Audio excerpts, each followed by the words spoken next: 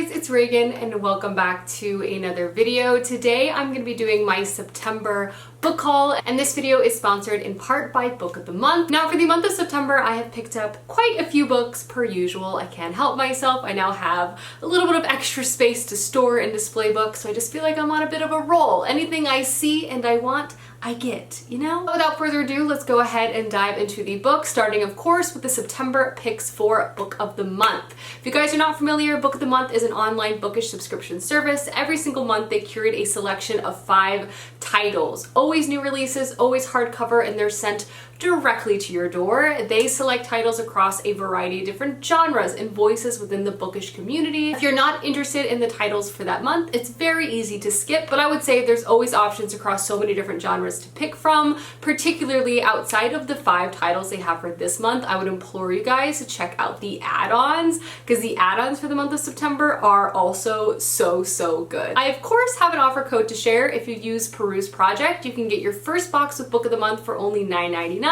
The first 3 selects I want to specifically feature is first Rock, Paper, Scissors by Alice Fenney. I am so interested in this book. This author is pretty famous. She's written quite a few titles that are very popular and have also been adapted, but specifically with this title, I have just seen such good reviews.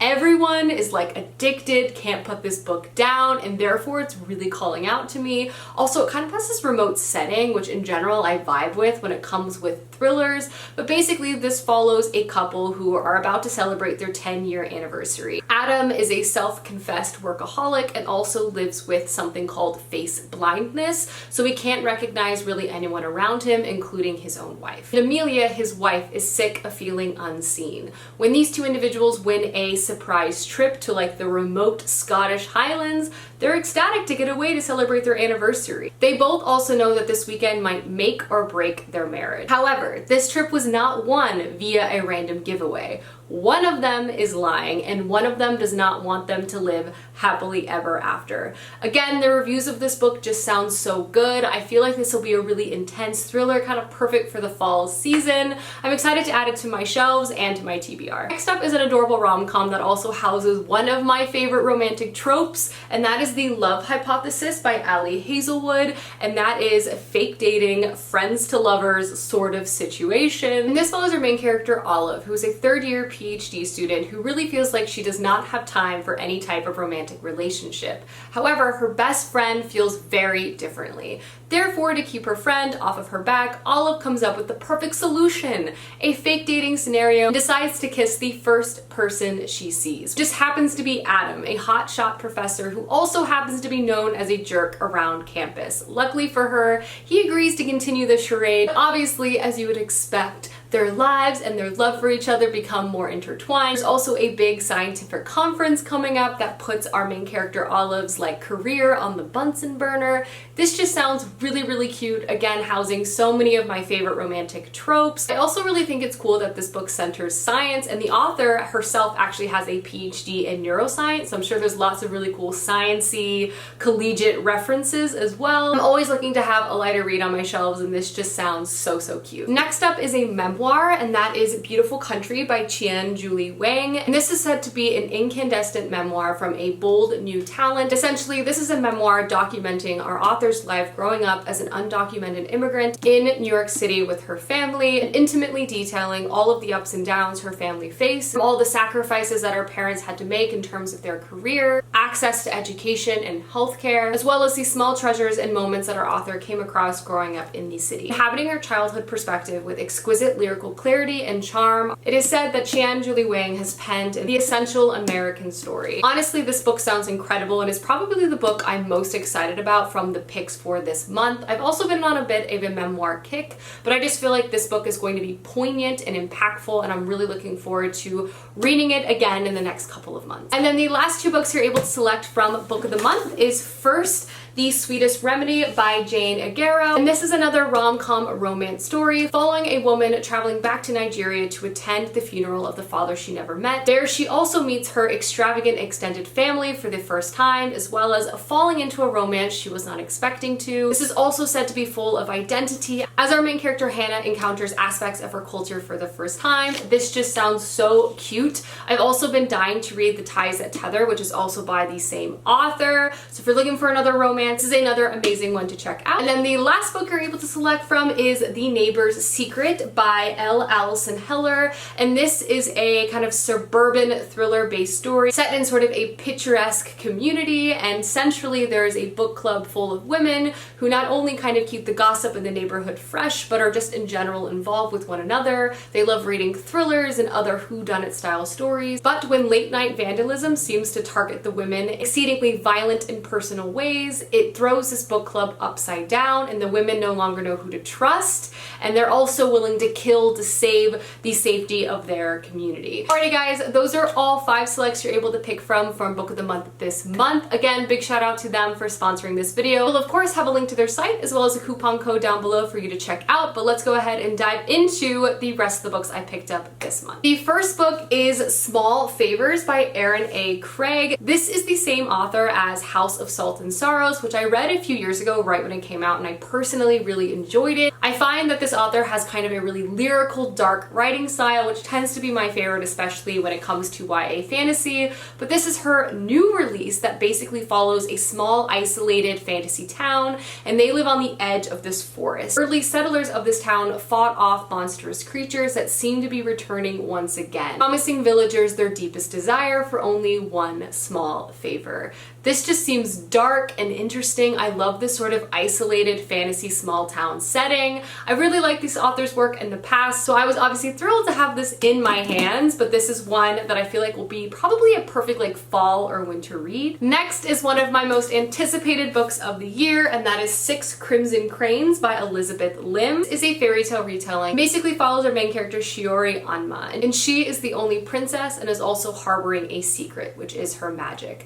The book itself opens on her wedding day, and she's about to partake in a wedding that she has no interest in. However, unfortunately or fortunately, right before the ceremony begins, her magic slips and her stepmother notices and immediately reacts and turns her brothers into cranes. And from there, she curses Shiori, telling her that she must not speak to anyone. For every word that escapes her lips, one of her brothers will die. Penniless, voiceless, and alone, Shiori is working to try to save her brothers, as well as reclaim the throne from her stepmother, and seems that she's only able to turn to the person she had no interest in before, which was her fiance. This book calls out to me for so many different reasons. For one, I absolutely love fairy tale retellings. I love this sort of evil stepmother. Young girl has to go on a journey to try to save herself and her family. I also feel like this book is going to be really lyrical and beautiful, and I also just love marriage of convenience slash hate to love romance tropes in fantasy as well. So I have really high expectations for this book. I've heard really excellent things about this as well. Not to mention the cover is absolutely stunning.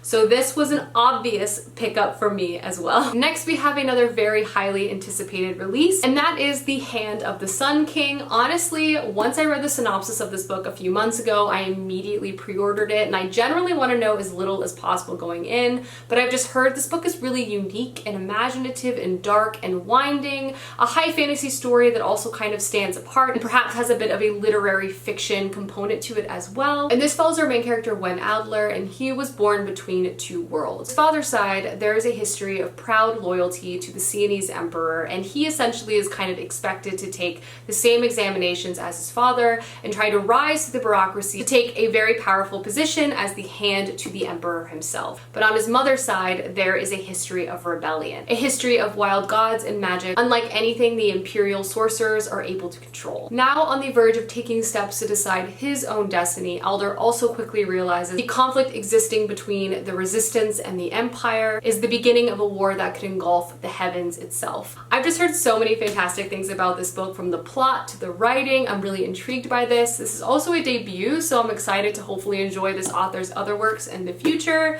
But yes, I grabbed this, and I'm very much looking forward to reading this one soon. Next was a bit of a spontaneous purchase that I have no regrets about, and that is 1,000 Ships by Natalie Haynes. I have been really into Greek retellings ever since I read The Song of Achilles. Honestly, just any type of retelling, ancient historical retelling. I'm down for. So when I saw this book, I honestly was very much intrigued by it. This is a retelling of the Trojan War, but from the perspective of different women involved within the conflict. And the tagline is, "This was never the story of one woman or two, it was the story of all of them." And I believe this book takes place after the end of the war itself, and we're jumping from a variety of different perspectives, from the Trojan women whose fates now lie with the Greek victors, from the Amazon princess who fought Achilles, from Penelope waiting for Odysseus to return home, to the three goddesses whose feud started it all. This is said to be a women's epic and honestly just sounds really, really good. This also was shortlisted for the Women's Prize for Fiction, and in general I just want all the retellings right now, so when I came across this synopsis it was kind of a bit of an impulsive auto buy. So here we are. Also the cover is stunning. I'm happy to have it. The next book I picked up was a pre-order and I'm so thrilled to finally have it in my hands, and that is Redemptor by Jordan Ifueko, which is of course the sequel to Ray Bear. I read Ray Bear earlier this year and fell in love with it. The writing, the storytelling, it was just one of the most unique YA fantasy books I have read in a long time. So needless to say, I was highly anticipating the sequel, which I hope to read this month. But Ray Bear essentially follows our main character Teresai. She was raised in a remote location by her mother, who also calls herself the Lady. Teresai was kind of raised for one single purpose, and that was to basically, when she came of age, audition to become part of this inner circle around the crown prince, succeed in this competition, and then gain the prince's trust, but then ultimately kill him. This series is just exceptional for so many different reasons. One, the writing is amazing. It has this sort of fairy tale quality to it. Teresai as a main character is incredible. You can't help but to fall in love with her. There's a found family component, and just in general, the arc following Teresai through so much of her life and kind of finding her own fate and destiny, separating herself from toxic familial expectations and kind of choosing a life for herself. Amazing. The end of Ray Bear was absolutely explosive, and I'm very much looking forward to seeing where the story takes off in the sequel. So happy to have this in my hands and on my shelf. This was a must buy. Next up is a first book to a new long fantasy series. What's new? I have a problem.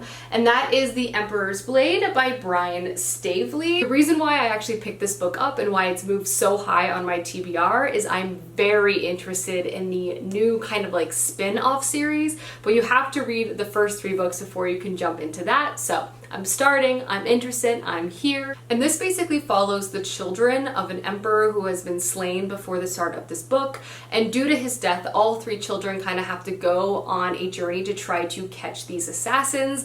But they all also have like their own unique life paths that their father had previously put them on. So their lives and fates begin to intertwine in very unique ways. One is a monk, one is a soldier, and the other kind of stayed more locally, more heavily involved in the politics of this world. I am really interested in this book. It has great reviews, but again, I'm really wanting to read Brian Staveley's newer series, so this was the main motivation for picking this book up. Then the last 3 books I actually picked up used from Pango Books, and the first one is The Firekeepers Daughter by Angeline Bowley. I've heard amazing things about this book as well, so when I saw it for a good price used, I grabbed it immediately. And this follows our main character, Downis, and she has always felt that she hasn't really fit in anywhere, not at school, not at home on the reservation, and she's very much looking forward to a fresh start at college. However, at the beginning of the story, her life is turned upside down because she witnesses a murder, and she's thrown into an FBI investigation and actually agrees to go undercover to help the FBI out, because part of this murder there was a new unknown substance used, and now undercover Downis is going to use not only her experience within chemistry, also traditional medicine methods drawn from her family's heritage. This book honestly sounds very intense, the kind of thriller that will keep you turning the pages, obviously centering a murder, but I also feel like this is going to combine elements of family and history as well.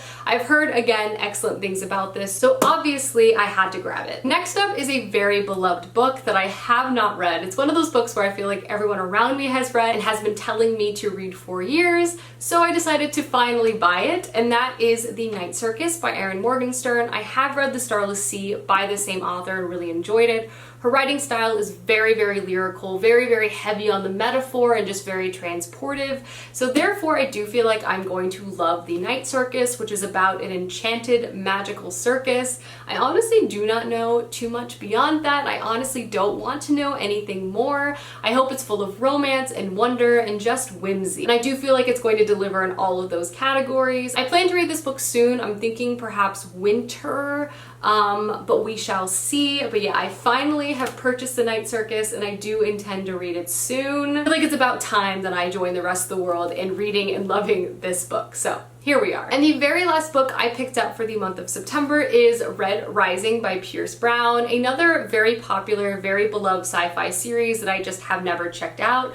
I'm really curious what I think about this book. I feel like I might love it, but I also feel like there's a chance that I will heavily dislike it, so we're just gonna have to see where I fall in that category. This was kind of released in that mid-2010s era, so it's very heavy on it's like Hunger Games, it's like Game of Thrones. If it's truly like either of those two things, we shall see, but I believe it's set on a colony on Mars, and there's kind of an uprising and a rebellion happening there. I've heard such mixed things about this series. I feel like people have very strong opinions, so I'm curious to see how I feel. So I finally grabbed it. Maybe I'll read it soon. Maybe I'll read it for a vlog, but it's here now. Alrighty guys, those are all the books I've picked up recently. Let me know down below some books you have gotten, as I would love to know, and I will see you soon with another video soon. Goodbye!